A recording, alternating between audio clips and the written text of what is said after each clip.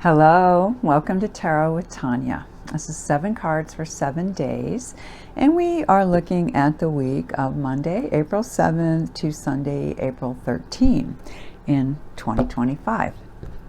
So, thank you so much for being here. Welcome back if you've been here before, and welcome for the first time if you are new.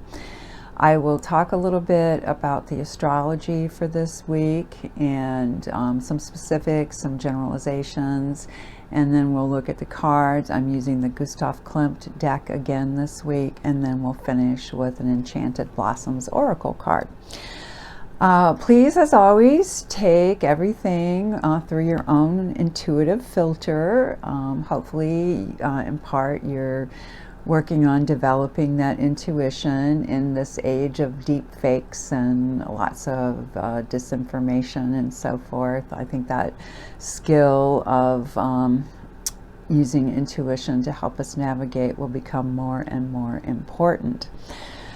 So this week we begin astrologically with the moon in Leo. Leo rules the heart, so it can be very fun and romantic, and the wheel, it rules the house of romance and children and drama, theater, things like that. So it can be very fun. The shadow side of that would be getting more into the ego. But hopefully it'll feel really good and give us some sense of our own sovereignty, because you know that is about being sovereign as well.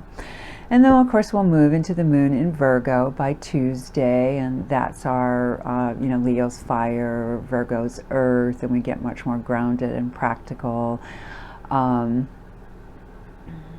more serious in some ways too, perhaps more concerned about health and service, things like that. And Virgo's also very good at analysis. And then we will move to the moon in Libra, and this week we actually have a full moon in Libra, and that will be on April 12th, and I'm in the Midwest. I'm going by that time, so that evening at about 7:22 p.m. Also this week then, let's see, so we will have that full moon in Libra, and then on Sunday we have our moon moving into Scorpio. So Libra is the diplomat, the one who loves the beauty, the aesthetics, the balance, and then you get to Scorpio and you get that intensity emotionally and psychically, death, taxes, all that good stuff is ruled by Scorpio. So that's a good time. It's a different kind of analysis than Virgo. I think Virgo is sort of more logical. Scorpio tends to be on the more psychic side, penetrating in that way. All right, so what else is going on? Well, we have Venus trining Mars, and that is on that Sunday of the previous week. So maybe you'll see this. This is also on a Sunday, so you might still be in those energies. Very good for relationships. That's the classic masculine and feminine, Mars and Venus, and in that trine they're in a very good energy relationship right now.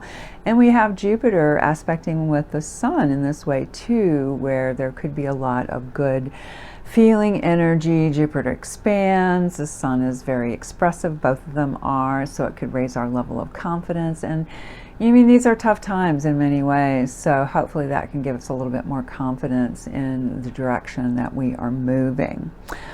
Oh, and I forgot to mention too that full moon in Libra is called the pink moon. Some people say it's because of the trees blossoming, the fruit trees particularly, maybe because of the creeping phlox blossoming, but in general I think it connects to that.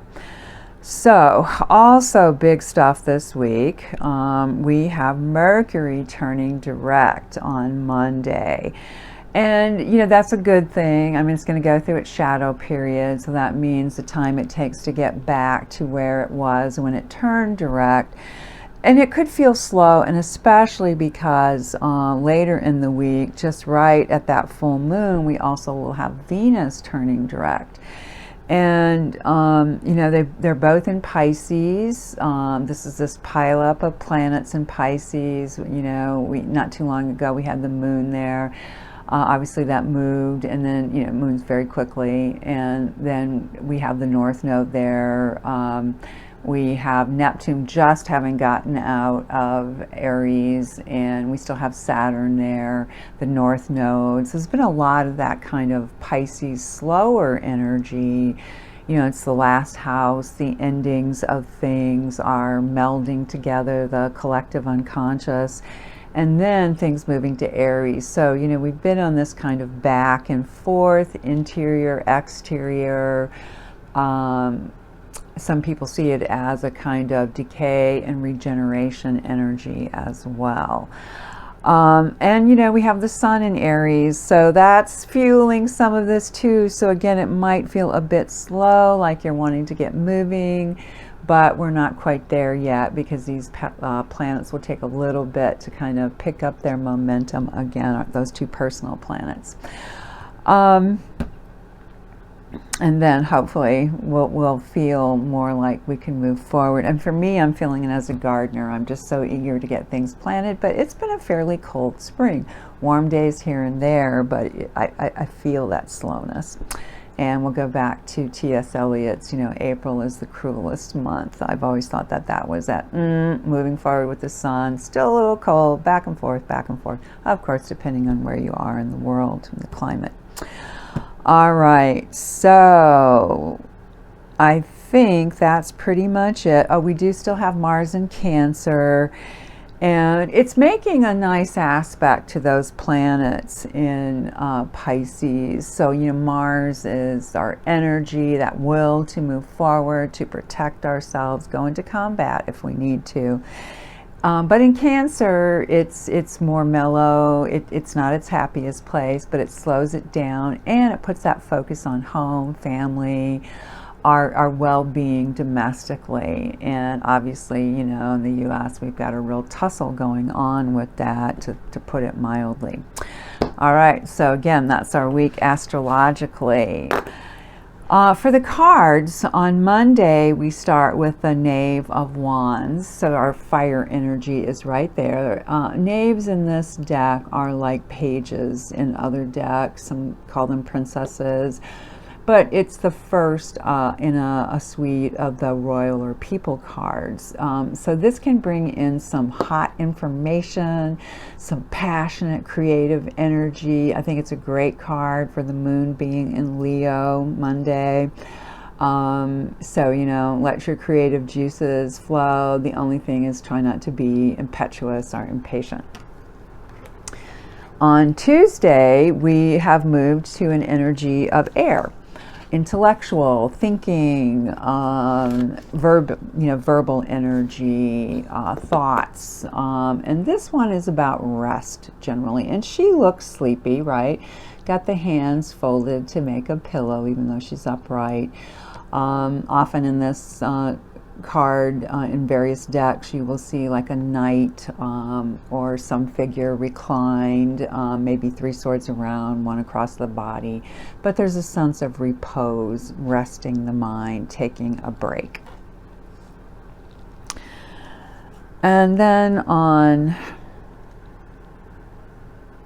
that's the day, I don't remember what time, but on that day the moon does move to Virgo. So that makes some sense, going from that Leo, very expressive, you know, creative energy, into a bit more mellow and work service oriented Virgo energy with the moon.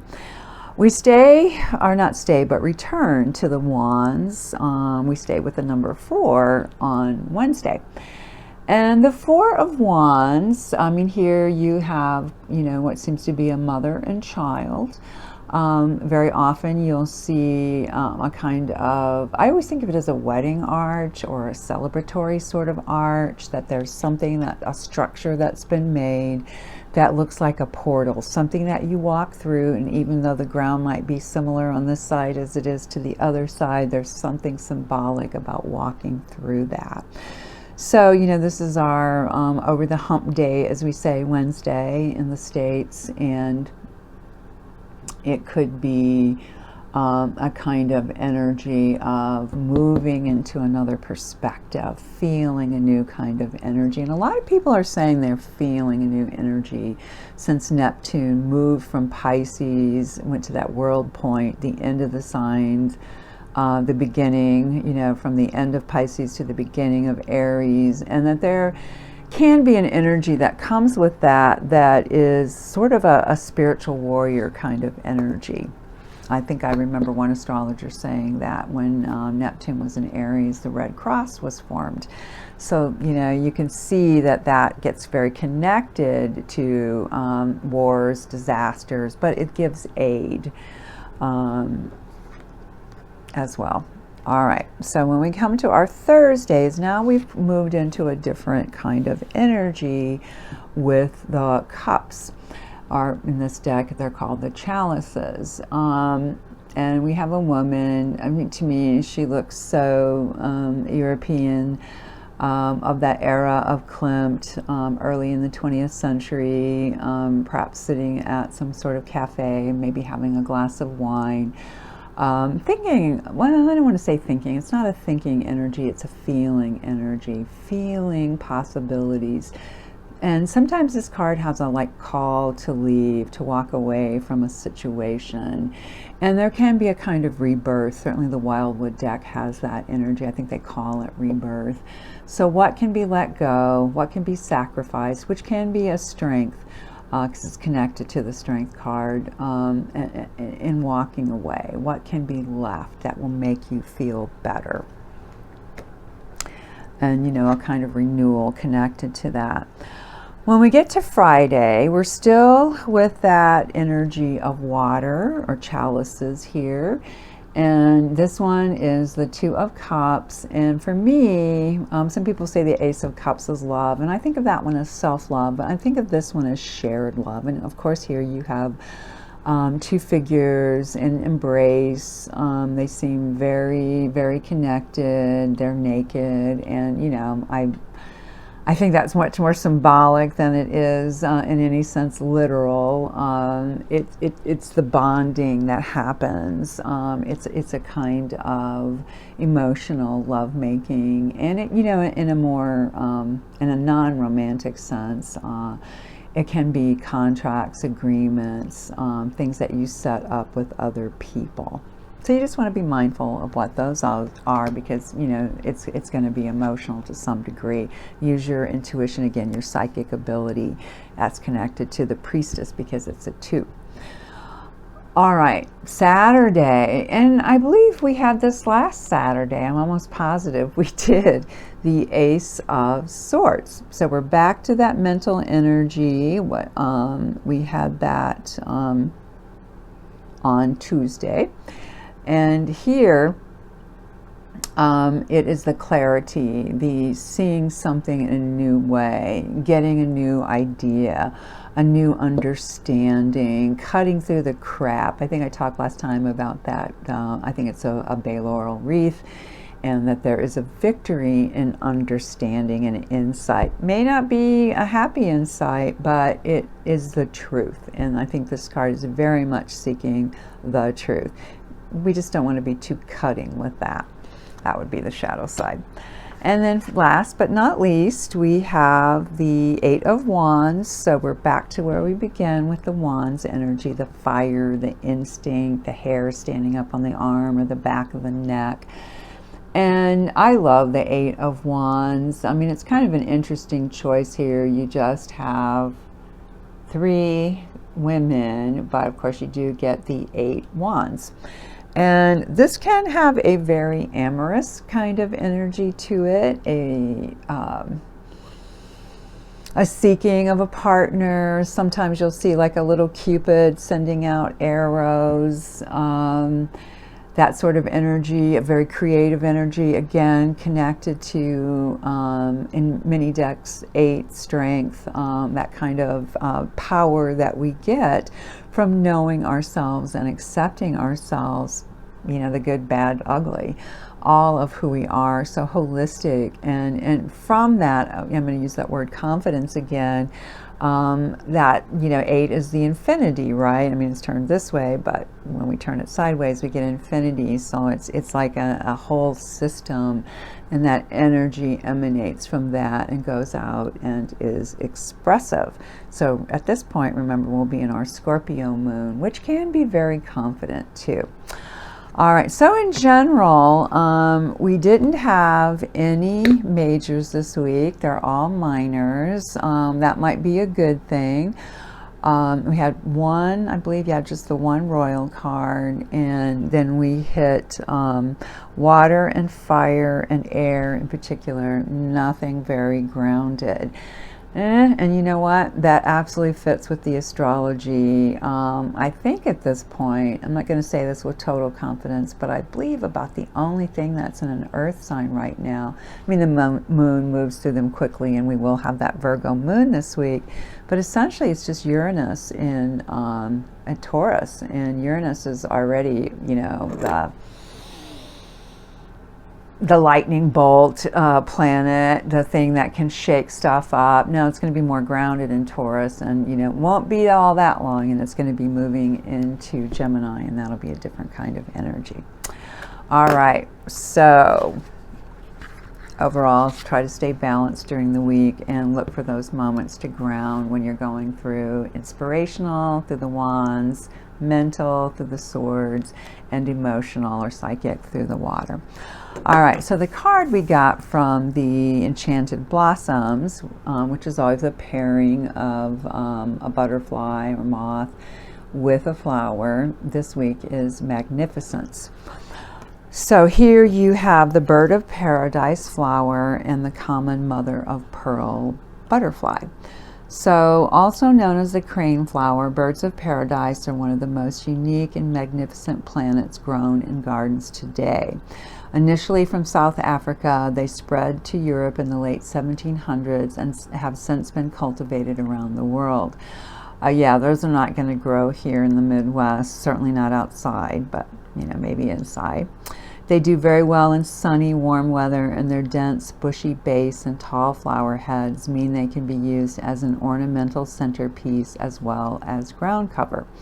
Their thick, firm stalks and heads make them perfectly designed for pollination by the songbirds, which perch on the beak-shaped head and drink nectar from the petals. And, well, you know, with all of our butterflies, they turn them into little dragon-like creatures. So it's a little bit hard to see what's being talked about by Carla Morrow, who created this deck. But you can kind of see, if you look down that orange, and here, instead of a bird, we have our butterfly perched on it. Anyway, as they drink, the flower opens to release pollen onto the bird's feet and chest, which they then carry from flower to flower. That's so lovely. Magnificence is defined as impressively beautiful, elaborate, extravagant, and striking. This card challenges you to determine what it means to live a majestic life and to actively go out and live it. How can you live fully and marvelously? Do the small things and the large that will bring you to magnificence without any care for what others think. So it has to be your own definition. Incorporate more of what you feel to be glorious into your daily life so that your life is not just great, but magnificent. And that might mean getting your bed made every day. Who knows? Again, you have to define that. Maybe it's having a latte every day. I don't know. Whatever it feels like is, you know, right to you to do. So asking the questions, in what ways am I magnificent, and what can I do magnificently? So beloveds, thank you for hanging in there. Welcome to this community again if you are new. And again, thank you, thank you, thank you. Please let me know if you have questions. Please subscribe if you haven't, and share, and maybe give a like. And I'll see you again in 7 days.